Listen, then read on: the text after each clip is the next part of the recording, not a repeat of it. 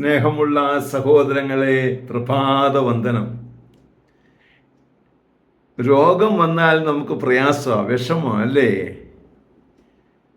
പത്രോസിൻ്റെ അമ്മായിമ്മയ്ക്ക് രോഗം പിടിപെട്ടു. പത്രോസ് യേശുവിനെ അവിടെ കൊണ്ടുവന്നു.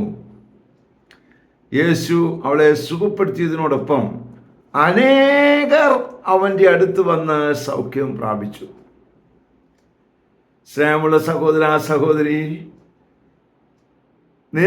നിന്റെ അടുത്തേക്ക് യേശുവിന് വരാൻ, അതുമൂലം അനേകരെ യേശുവിനെ സൗഖ്യപ്പെടുത്തുവാൻ, നീ ഒരു സാക്ഷ്യമായി തീരുവാൻ ഈ രോഗം ഇടയാകുമെങ്കിൽ ഈ രോഗത്തെക്കുറിച്ച് പോലും നമ്മൾ നന്ദി പറയേണ്ടി വരും അല്ലേ? അതുകൊണ്ട് ഇന്നിപ്പോൾ ഞാൻ അനുഭവിക്കുന്ന കഷ്ടതകൾ എന്തുമാകട്ടെ, വേദന എന്തുമാകട്ടെ, അതിലൂടെ എന്നെ മാത്രമല്ല ഒരു പറ്റം വ്യക്തികളെ, എൻ്റെ സഹോദരങ്ങളെ സുഖപ്പെടുത്തുവാൻ ആ രോഗത്തിന് സാധിക്കും. അതിനായി തമ്പുരാനെ എൻ്റെ പക്കൽ വരണമേ, എന്നെ അതിന് നിമിത്തമാക്കണമേ എന്ന് പ്രാർത്ഥിച്ചുകൊണ്ട് നമുക്ക് ദൈവത്തെ സ്തുതിക്കാം.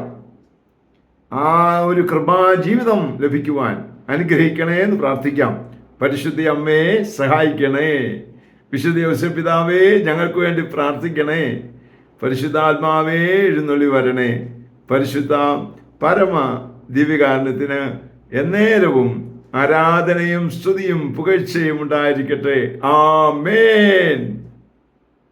നമ്മുടെ കർത്താവായ യേശുക്രിസ്തുവിന്റെ കൃപയും പിതാവായ ദൈവത്തിന്റെ സ്നേഹവും പരിശുദ്ധാത്മാവിന്റെ സംസർഗവും സഹവാസവും സ്നേഹവും ശക്തിയും കൃപയും എല്ലാ അനുഗ്രഹങ്ങളും സമൃദ്ധമായി നിങ്ങൾ ഏവരോടും കൂടെ ഉണ്ടായിരിക്കട്ടെ, ഇപ്പോഴും എപ്പോഴും എന്നേക്കും.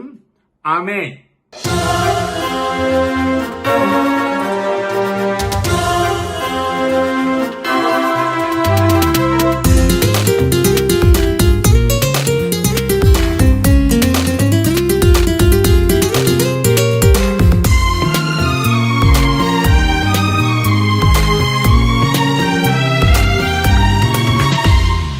അഗ്നിയാൽ നിറയ്ക്കണമേ, അഭിഷേകമായി നിറയണമേ. അഗ്നിയാൽ അഭിഷേകം ചെയ്തന്നെ പുതുജീവനേ കിടണേ.